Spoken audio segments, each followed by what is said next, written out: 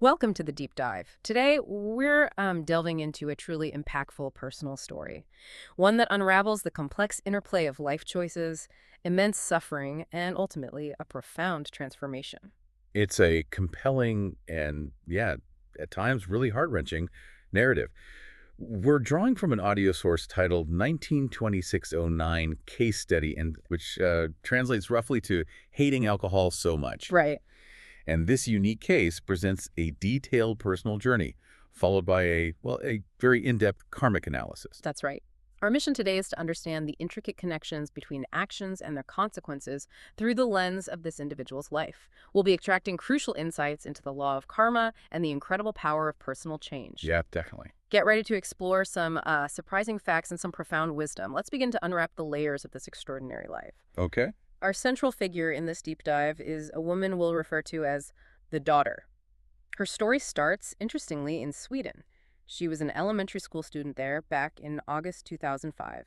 Uh-huh. And, her first introduction to DMC, the Dhamma channel, actually came from a kind Muslim neighbor, which was quite unexpected as her family wasn't Buddhist at all. That's fascinating, isn't it? How these sort of spiritual truths can cross boundaries. This neighbor, despite her own faith, felt drawn to these Buddhist teachings. Yeah. And that initial contact with DMC, it kind of planted a seed, a seed that would eventually blossom for the daughter years later. Absolutely. And what a difficult path her life took before that. Her early years were overshadowed by a father she never even knew. He was from Buriram, met and married her mother in Korat. And the mother's description of him, well, it's pretty stark.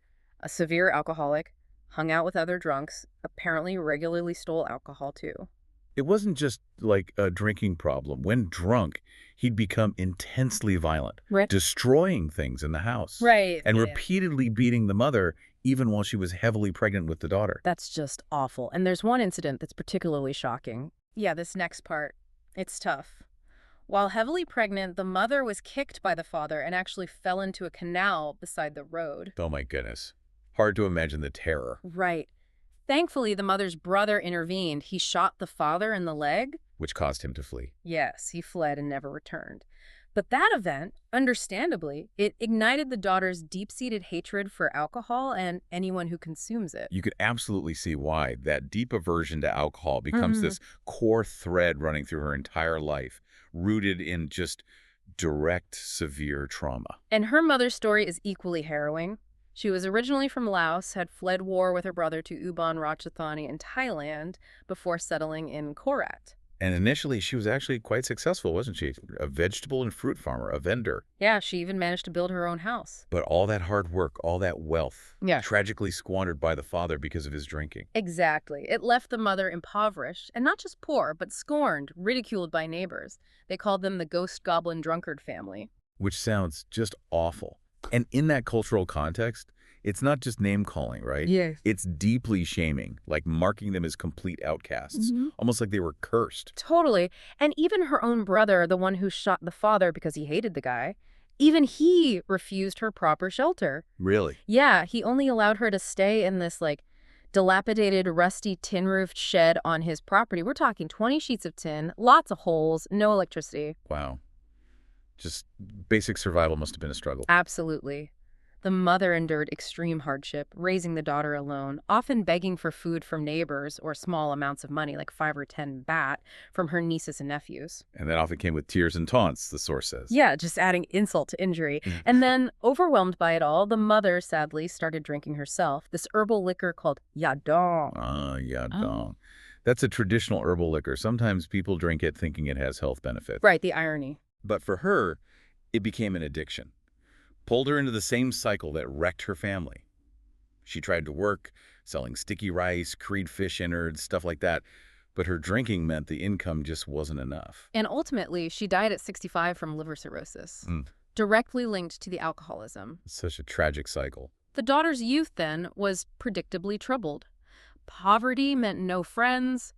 Other parents literally forbade their kids from playing with her. So isolating. She'd often just secretly watch other children play. And she picked up some negative behaviors, like stomping her feet when arguing with her mom. Her mother even warned her about karma then. And the source mentioned she had this defiant retort like, which bus line goes to hell? I really want to go. Yeah, pretty intense defiance born from desperation, I guess. Shows the environment she was in. She'd also steal her mother's rice pot to trade for little desserts because she had no money for snacks. Stole money, too. And dropped out of school early, right, before finishing 4th grade. Yes, P44, to go work with her mother. By 15, she was pushing carts in the market, fell in with what the source calls bad friends, started going to nightclubs. And stealing money to fund that lifestyle. Yeah, which then led her into some really complicated relationships. Her first marriage was to a man she met at a club. They had a daughter together. But he sounds like trouble. A womanizer, drinker, smoker, never provided. After 5 years, he left her for a nurse described as beautiful.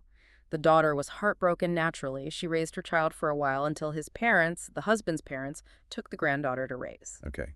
Then came the second marriage. At 25, yes, she married a general's son. But this relationship was filled with fear. He was another heavy drinker and violently abusive, kicking, slapping, hitting her with pieces of wood, even knives. Oh, that's horrific. Yeah, It echoes the father's violence. it really does. And the source says the more she screamed, the more sadistic he became. It almost drove her to a nervous breakdown. I can only imagine. She eventually managed to escape and just never went back. And this experience, it just profoundly intensified that hatred for alcohol she already had. It's striking, isn't it, how these traumatic patterns repeated, like she was Yeah. caught in this cruel cycle. Yeah. So she returned to her mother, worked briefly selling food in Pattaya. Then, out of desperation, she ended up working as a prostitute in a pub, specifically serving foreign clients. But she had a condition, right, for marriage. Yes, a specific one. Any potential husband had to accept both her mother and her daughter. That shows her loyalty, despite everything. It does. And after over a year, she met a Swedish client who accepted her terms. So she moved to Sweden to live with him. A completely new chapter. But not without its own set of challenges, it sounds like. No, she experienced an ectopic pregnancy, which resulted in removing her left fallopian tube. Though later, thankfully, she did have a healthy son. But the family situation there was difficult, too, with the in-laws. Yeah, her Swedish in-laws really disliked her. They accused her of just marrying him for his wealth. And her husband believed them. Sadly, yes. He put all the assets in his name. So she worked as a cleaner, sending money back to her mother and daughter in Thailand. Eventually, her first husband's parents, the ones raising her daughter, took her mother in too. Oh, that's interesting. They stepped up again? Yeah. But then her mother died. After that, she brought her own daughter over to Sweden. Okay. But then, at 18, her daughter eloped with a foreign boyfriend and got pregnant herself. Oh, no. More stress for the protagonist. Exactly. Overwhelmed with worry and stress about her daughter. The protagonist, the woman who hated alcohol her whole life, Don't tell me. started drinking heavily herself. Yeah? Supplied by her Swedish husband. Wow. That is just heartbreaking to see that cycle start all over again in her after everything she went through and felt about alcohol. It really is. It's such a potent example of how overwhelming stress and, environmental factors can just push someone down a path they absolutely despise. Yeah. But then, thankfully, there was a turning point. Yes. Remember that Thai Muslim neighbor, the one who first introduced her to DMC years ago? The one who found it accidentally and converted. With her Christian husband. That's the one. Well, she reconnected with the daughter. By this time, the neighbor and her husband were devout Buddhists, fully committed to making merit with Lumpur. Okay. Lumpur being a highly revered spiritual teacher or abbot in this tradition, right?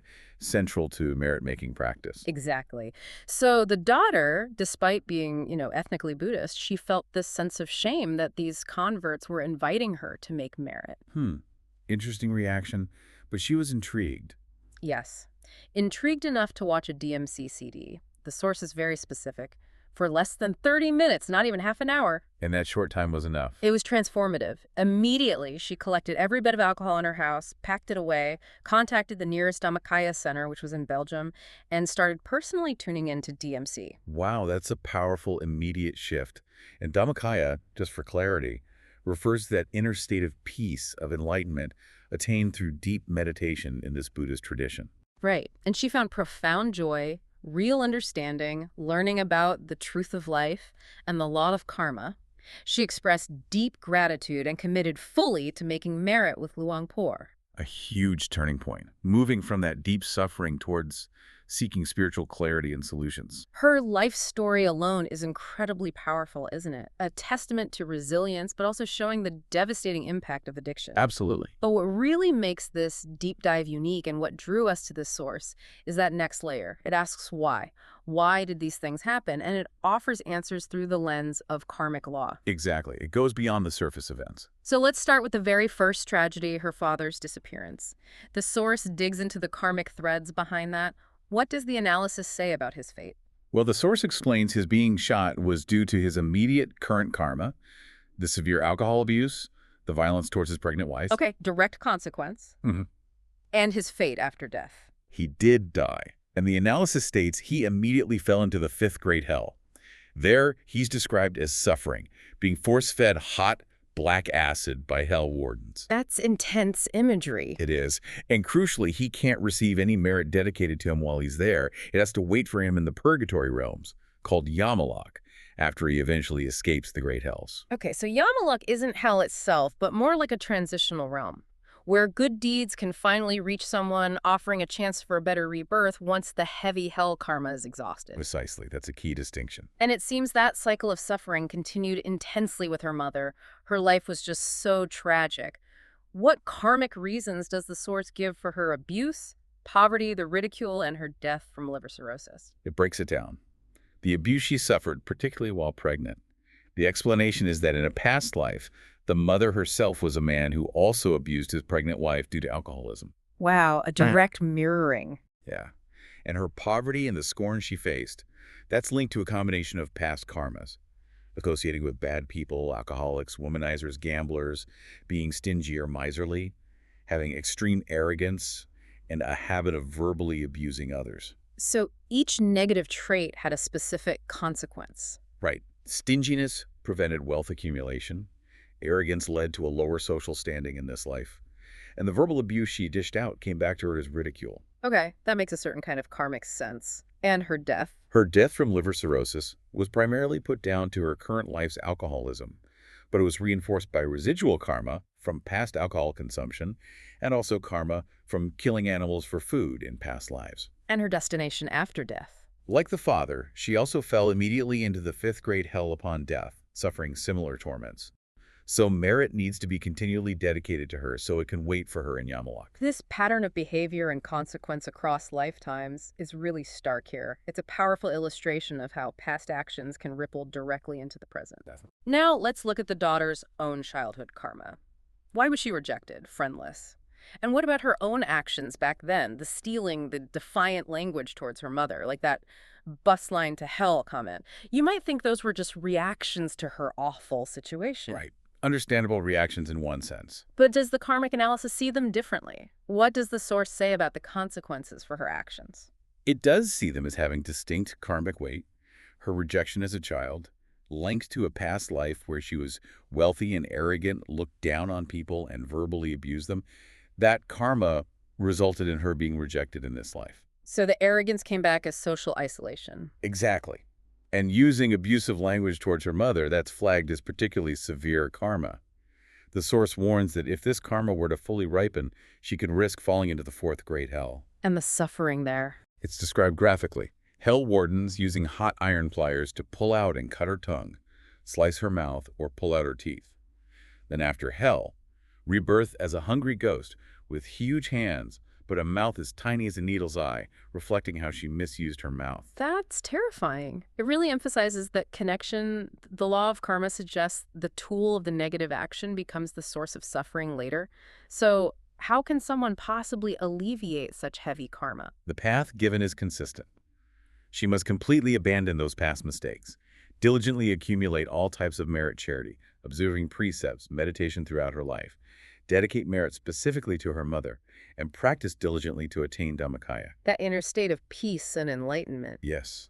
The source stresses that only by reaching Dhammakaya can this heavy karma be truly alleviated, allowing her to genuinely seek forgiveness from her mother on a spiritual level. It seems attaining Dhammakaya is presented as this crucial, recurring key for resolving major karmic debts.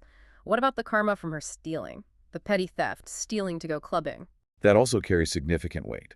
If that karma fully manifests, the risk is falling into the second great hell.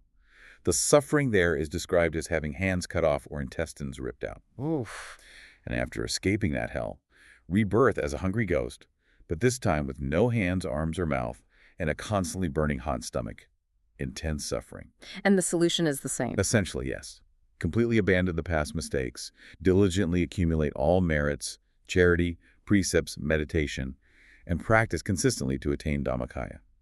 Attaining Dhammakaya is presented as vital to lighten or even overcome these heavy repercussions. It really hammers home that positive action now is the only way to counteract past negative deeds. It's a powerful message of personal responsibility then. Okay. Moving on to her adult relationships. Why did her first husband, the drinker and womanizer, leave her? And why was the second husband so violently abusive, repeating that terrible pattern from her childhood? The explanation ties back to another past life. In that life, she herself was a man who was an alcoholic and a womanizer with many wives. Ah. So her first husband leaving her is seen as a residual, kind of milder form of that past karma playing out. But the second husband's severe abuse. In that same past life as the womanizing man, she apparently also abused her wife while drunk. So that karma manifested much more severely. Exactly. It came back hard with the second husband's violence. It shows how those past actions, even experienced as a different gender in a past life, can rebound directly as suffering in the present. The echoes of the past are undeniably strong in this analysis. What about her time working as a prostitute? What karma led her there? And importantly, what merit allowed her to stop after meeting her Swedish husband? The prostitution is linked back to associating with bad people in that same past life as the man. That association apparently led her to hell, and upon rebirth, the residual karma resulted in her becoming a prostitute for many lives. So it was a recurring pattern across lifetimes. Yes, but in this life, it was described as residual and temporary. The merit that allowed her to stop came from a different source. Acts of helping her relatives in previous lives. That positive karma finally ripened, creating the opportunity for her to meet her Swedish husband and leave that profession. So even seemingly smaller past good deeds can bear fruit when needed. Exactly. It shows how merits accumulate and can surface later. That provides a clear link between past good deeds and present relief. Now, shifting to her current life in Sweden, why do her Swedish in-laws dislike her so much and speak ill of her? That sounds like a really difficult, ongoing situation. How can she fix that? The karmic explanation for this is interesting. In a past life, she apparently had a habit of helping people, but doing so while simultaneously insulting or scolding them. Ah, the helping while criticizing pattern. Precisely. That specific karma is said to be bearing fruit now in her relationship with the in-laws. Okay, so what's the fix? The advice is, practice patience and calmness. Dedicate herself to good deeds in all aspects of life. Strictly cease drinking, that's emphasized again, and become a great benefit to her in-laws' family. The source says she should diligently care for her in-laws and husband as if she were caring for deities. Wow, that implies a really high level of respect and selfless service. It does. A profound shift in attitude and action is required. Okay. What about the physical issues? The ectopic pregnancy and allergies, which led to removing her fallopian tube. What karma caused that, and how can she address it? Those conditions are linked directly to karma from past abortions. Okay, a direct cause and effect there. Yes. And the solution involves accumulating all types of merit, charity, precepts, meditation, but specifically includes releasing animals, like fish, and consciously dedicating that merit to the lives she aborted. A targeted act of merit-making. Interesting. Now, despite all the struggles with her husbands, she feels the strong connection to her first husband's parents. They consistently helped her family. Why that positive bond? That's explained simply as mutual support in past lives. They had helped each other before, creating a positive karmic connection that led to continued reciprocal help in this life. It's nice to see an example of positive past karma manifesting so clearly. It is. It shows the other side of the coin. Looking towards her future and her family now, she worries about her own daughter's ability to survive and her son's stubbornness. How should she guide them according to this framework? And how can she help her Swedish husband understand merit and maybe even practice with her? For the children, the advice is clear. She must become an excellent role model herself. Diligently practice charity, observe the precepts, meditate consistently. Then, teach and guide them using reason, patience, and perseverance. Lead by example, essentially. Makes sense. And for her husband? She needs to start by being that living example of goodness herself. Clearly demonstrate her own understanding of merit through consistent study and practice. The idea is that her diligent efforts and visible transformation will eventually allow her to effectively introduce her husband to the concept of merit. So actions really speak louder than words, especially in trying to influence someone else spiritually. Exactly. Show, don't just tell. Finally, let's touch on that past connection. Did she, her family, including the Muslim neighbor and the Christian husband who converted, did they have a past connection to Luangpur's community? And this mention of Dusit Puri, can they reach it? Yes, the analysis confirms they did previously make merit with Longkor's community, but they got separated for, it says, many eons. Why? What happened? They apparently became disheartened after some past conflicts within the group and left. However, their stored-up merit, like old provisions, eventually found an opportunity to ripen and bring them back together in this life to make merit again. So past merit acted like a magnet pulling them back. Kind of, yeah. And interestingly, in that past life, the Muslim neighbor and the daughter were actually male friends who left the community together for similar reasons. In this life, they reconnected as women. That's quite a twist across lifetimes. So what's their aspiration now? They must strive now to make full merit in every possible way and consciously aspire to be reborn in Dusapuri's special zone for bodhisattvas. Okay, can you clarify Dusit Puri in that special zone? Sure. Dusapuri is understood as a celestial realm, a kind of heaven. Within it, there's said to be a special area reserved for bodhisattvas beings who are advanced on the spiritual path and dedicate themselves to attaining enlightenment for the benefit of all beings. It's seen as a highly conducive place for continuing spiritual development towards that goal. Their aspiration is to reach that specific zone and ensure they aren't separated from the community again. A powerful goal. This deep dive into one woman's life and these very detailed karmic explanations behind it all, it offers a really profound reminder, doesn't it? Yeah, Well, the past undeniably shapes us. Our present actions or choices now hold the power to change our destiny. absolutely. It puts the power and the responsibility firmly in the present moment. So the question for you, the listener, is maybe, what old habits or perhaps past choices in your life might be calling for a similar kind of reevaluation? And how might understanding this intricate dance of cause and effect, even just considering it, empower you to create a future filled with, hopefully, greater peace and purpose? Definitely food for thought. Thank you for diving deep with us today.